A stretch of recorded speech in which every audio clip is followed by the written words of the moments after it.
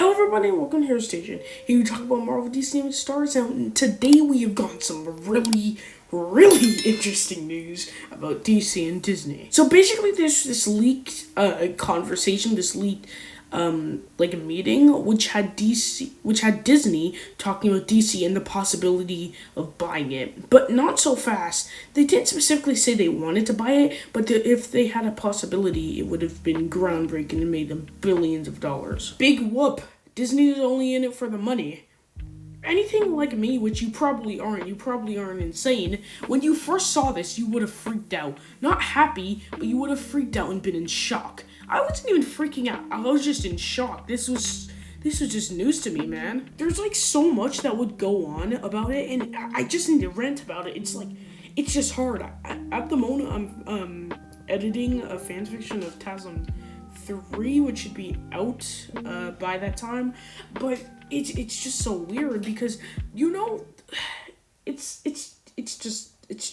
just hurts. The thing is, if Disney buys DC, that means everything about DC is owned by Disney now. The comics, the movies, the TV shows, even the CW TV shows. Yeah, the CW TV shows are owned by DC. They can do whatever they want with them. And I would say that this is a bad idea. I know it can make billions of dollars. The thing is, there's so much people saying, oh, this can make Avengers versus Justice League, which, come on, man.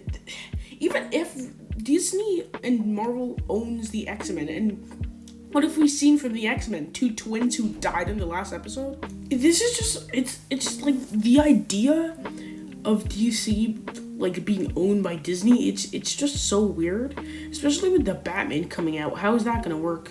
And there's so much stuff that DC has planned already. How is Marvel, like, what is Marvel gonna do with that? Are they like gonna cancel it? Or are they gonna delay it? I don't know if it's possible to delay it because Shazam 2 and Aquaman 2 and the Batman have already gone into production. They've already done that, and they can't like delay production now, especially with COVID. That's gonna be way too hard. Also, Take-Two, if they actually can join DC with Marvel, that means Kevin Feige has to monitor it. The Kevin Feige of DC was Zack Snyder, but we all know what happened with that, and we don't really know currently what's going to happen with Marvel, because it was just like, it was not like they were actually considering buying it. It was just like they brought up the subject of buying it, like they're like, what if we consider. It would be such a stupid idea because we know we're gonna have like a Justice League versus Avengers if the Marvel can join thing happens,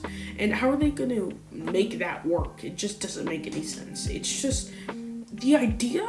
It's not like DC being owned by Marvel, I guess so, but being owned by Disney, yeah, that's cool, but what is Disney gonna do with it? Like, other than like can join it as making superhero movies that are made with Disney, like, that have the Disney logo. If they actually do like make new DC movies, I'm guessing they're gonna reboot it, like make a more stable DCU, like a more stable version of the DCU, but that's inevitably gonna make fans just like plead for a Justice League versus Avengers movie. And when you really think about it, that's probably not gonna be really good, because most of the things you could take, there's so much possibilities.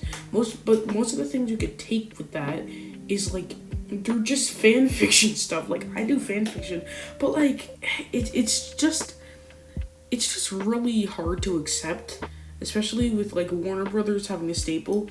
But this also means that old DC movies or old projects like the Wonder Woman TV show, the Superman movies, like the Batman movies were owned by Disney. So like the Dark Knight trilogy was owned by Disney. Think of that. That's all I really have to label out for you guys. If you guys enjoyed it, comment, like, and subscribe. And yeah, this is Hero Station. Bye.